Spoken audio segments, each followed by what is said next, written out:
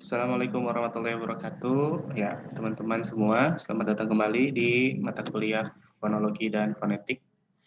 Di pertemuan ke-7 kita sudah membahas mengenai apa itu fonologi, apa itu fonetik, dan cakupan kajiannya seperti apa. Kemudian bagaimana fonetik dan fonologi itu ada dalam linguistik, ya, peran mereka seperti apa. Nah, untuk pertemuan kali ini kita akan membahas mengenai gambaran umum mengenai fonetik dan fonologi sendiri seperti apa, ya. Karena pada dasarnya kajian ini tentu banyak sekali materi yang bisa dipelajari, ya, khususnya nanti di mata kuliah yang yang mata kuliah yang fokusnya ya di semester depan. Untuk saat ini saya akan mengenalkan gambaran umum saja mengenai fonetik dan fonologi itu seperti apa. Oke. Nah, karena seperti yang kita sudah bahas sebelumnya bahwa fonetik dan fonologi ini berkutat pada bunyi, sehingga tentu saja objek kajiannya adalah bunyi, ya. Bunyi yang diucapkan oleh manusia atau bunyi ucap, ya. Karena ini berkenaan dengan bahasa, tentu saja bunyi-bunyi yang dihasilkan oleh manusia yang memiliki makna itu dapat dimasukkan dalam kajian fonologi. Nah, untuk mempelajari fonologi sendiri, tentu saja kita harus mempelajari ilmu fonetik, karena ini merupakan dasarnya. Keilmuan fonetik ini adalah yang akan membawa kita mengenali fonologi lebih dalam, karena fonologi sendiri adalah sistemnya, dan fonetik itu adalah dasarnya, ya, dasar keilmuan fonologinya.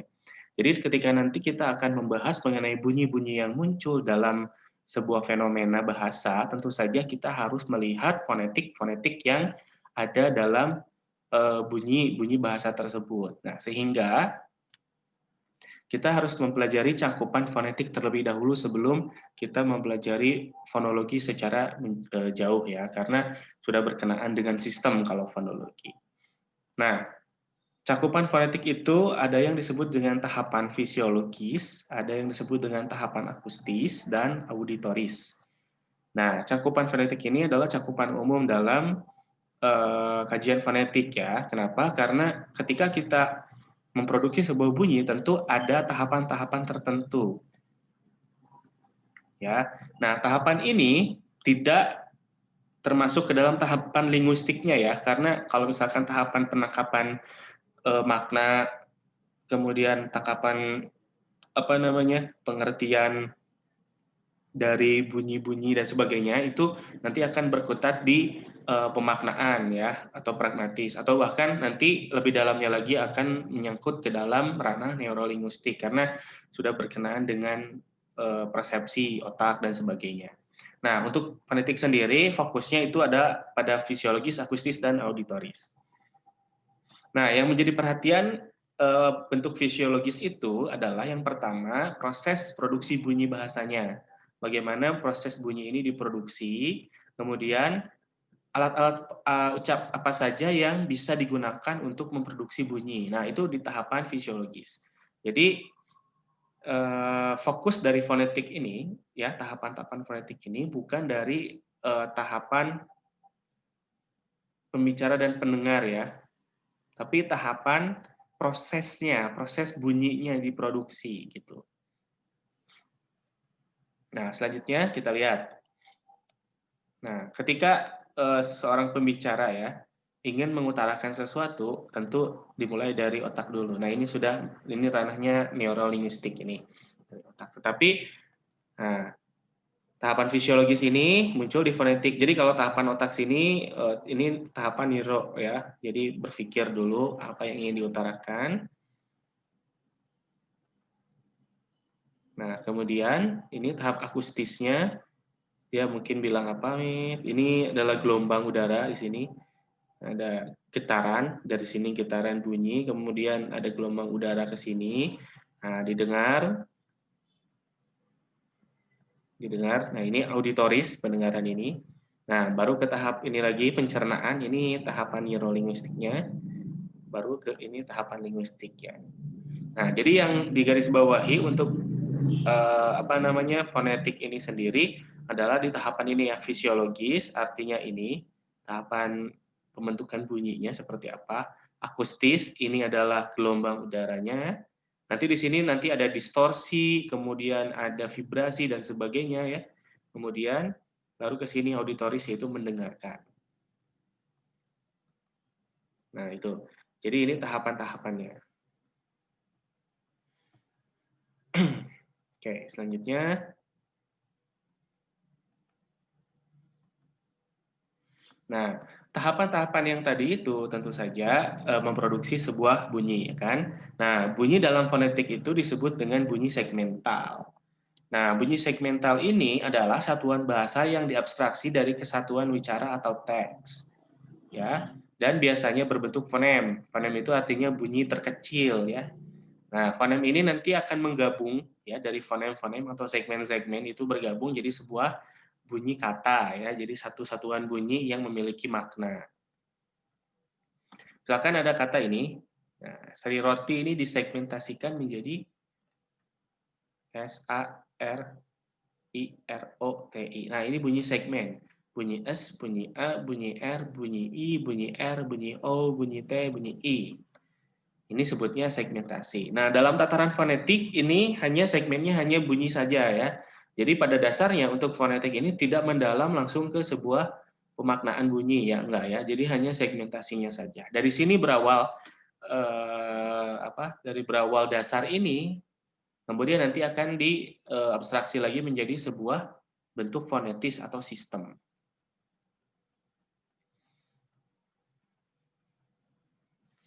Nah, jadi pada dasarnya ya dalam fonetik ini nanti ada bunyi segmental yang disebut sebagai bunyi yang dihasilkan dari pernapasan atau alat ucap, ya. Khususnya mungkin pita suara adalah salah satu yang paling yang paling berperan dalam produksi suara. Nah, dalam bunyi segmentasi itu seperti yang kita tahu ada yang disebut dengan bunyi vokal dan bunyi konsonan. Sama seperti huruf juga ya, ada huruf vokal, ada huruf konsonan. Begitupun juga dengan bunyi. Ya, bunyi-bunyi fonetis itu punya bunyi vokal dan bunyi konsonan. Bunyi vokal ini adalah bunyi yang tidak ada hambatan di dalam alat ucapnya dan tidak adanya seperti kalau konsonan itu ada istilahnya kayak frikatif, afrikatif dan sebagainya ya, bisa kita sebut sebagai hambatan gitu ya secara umumnya. Tetapi hanya diganggu oleh posisi lidah dan bentuk mulut. Jadi untuk memproduksi bunyi vokal itu adalah difokuskan pada posisi lidah dan bentuk mulut gitu. Nah, di dalam pembentukan bunyi vokal ini bisa dilihat dengan adanya tinggi rendahnya lidah, maju mundurnya lidah, bulat atau tidak bulatnya mulut. Nah, jadi bunyi vokal sekali lagi itu bukan bunyi yang terjadi karena ada hambatan alat ucap ya. Diproduksinya itu bukan karena hambatan di alat ucap, tetapi dia dibantu atau diganggu oleh posisi lidah dan bentuk mulut. Gitu. Jadi fokus untuk pembentukan bunyi vokal itu adalah di lidah, ya, tinggi rendahnya, maju mundurnya, dan mulut, bulat atau tidak bulatnya mulut. Oke, ini adalah tabelnya. Ini tabel bunyi vokal. Tabel bunyi vokal. Nah, ini tabelnya itu harus diketahui ada depan, pusat, belakang. Nah, ini adalah posisi bunyinya, posisi bunyi di dalam mulut ya. Ini posisi di dalam mulut. Nah, ini juga tertutup, ini posisi mulutnya. Ini di dalamnya, ini posisi mulut. Tertutup, setengah terbuka, atau terbuka. Nah, ini bunyi yang ada di semua bahasa ya. Dalam bahasa Indonesia mungkin hanya ada I, ini ya. Nah, coba I, nah bunyi I ini terproduksi dari depan, ya depan mulut, dan mulut kita agak tertutup ini coba nah kan terasa i di depan. Nah kalau ini bunyi e ini di depan dan mulut terbuka sedikit e ya. Ini bunyi U misalkan. U ini di belakang, U. Rasakan, U dan mulut tertutup. U, U. Ya, begitu. Kemudian ini misalkan yang terbuka bunyi A. A. Jadi depan kan A, A. Nah, ini yang di belakangnya A, A, A. Gitu. Bisa dirasakan sendiri di mulut ya. Nah, jadi ini adalah proses pembentukan bunyi vokal ya.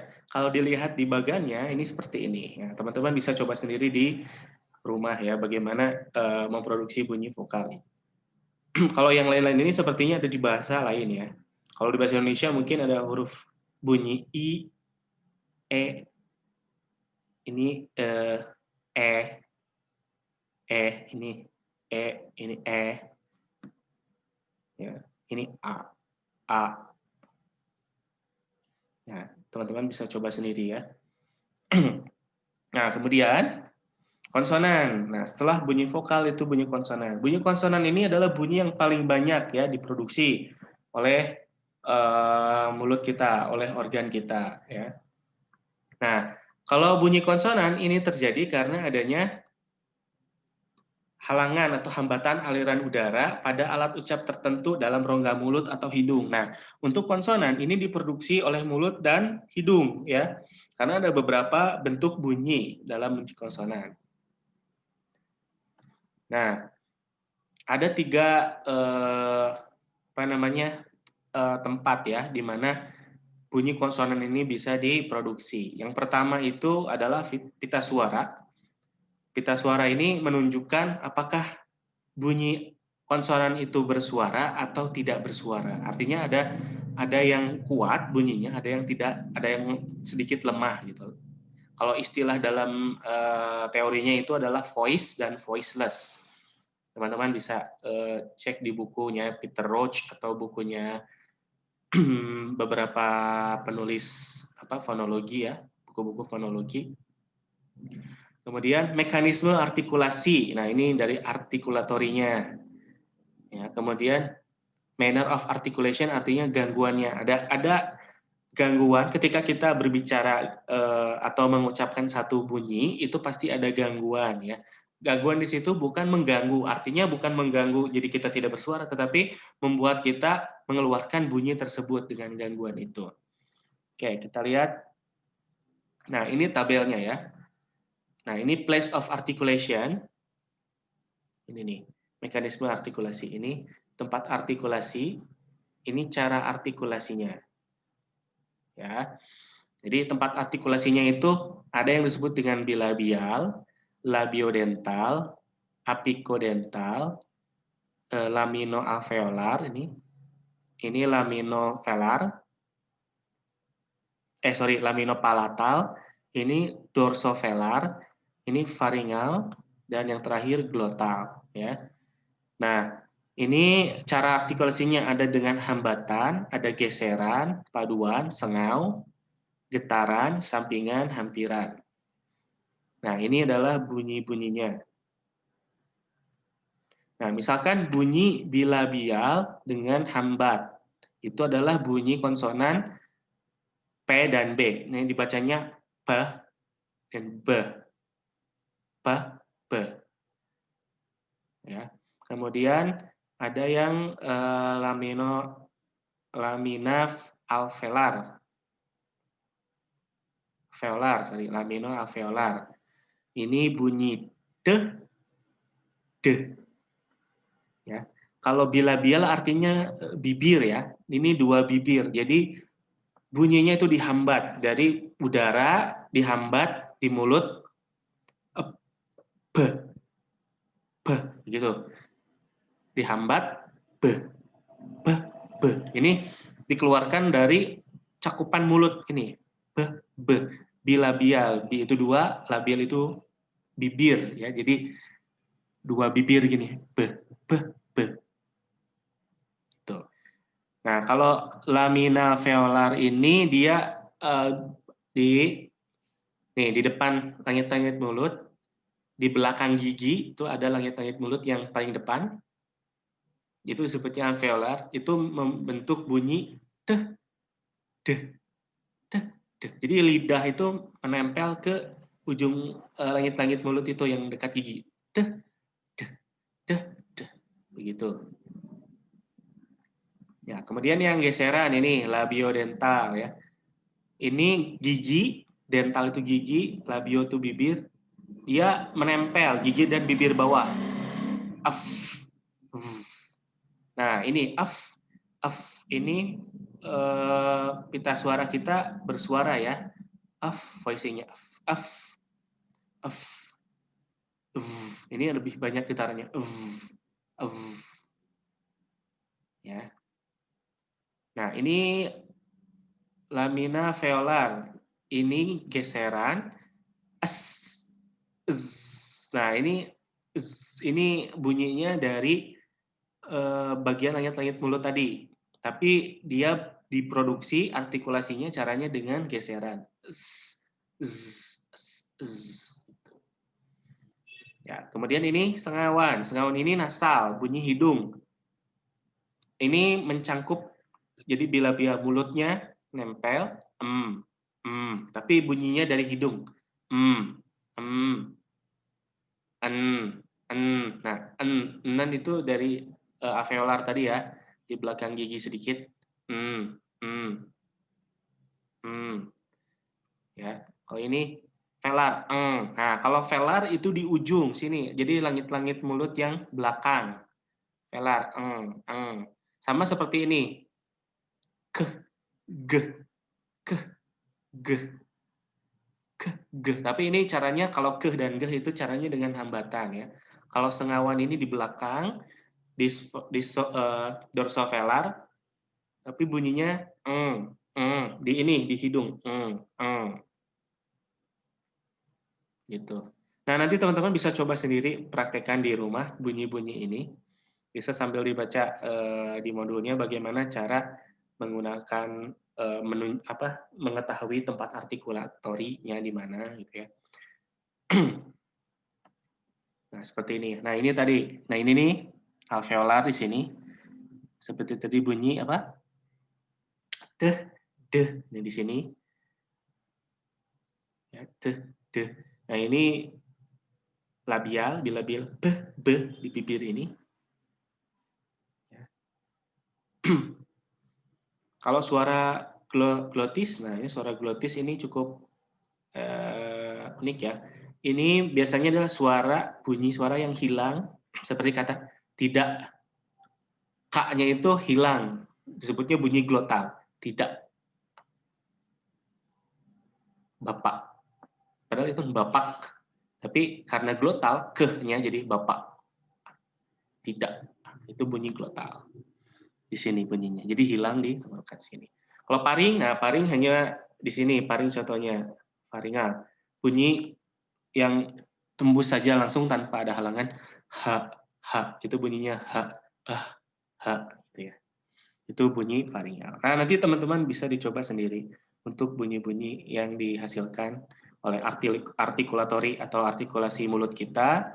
Nah, itu adalah dasar-dasar dari fonetik. Sehingga ketika kita mengetahui semua ini, nah kita akan mengetahui sistem ya, sistem dari produksi bunyi ke fonologi. Karena di fonologi sudah berkaitan dengan pemaknaan dan sebagainya. Oke, terima kasih. Jika ada pertanyaan, silakan tanyakan di forum e-learning. Thank you very much.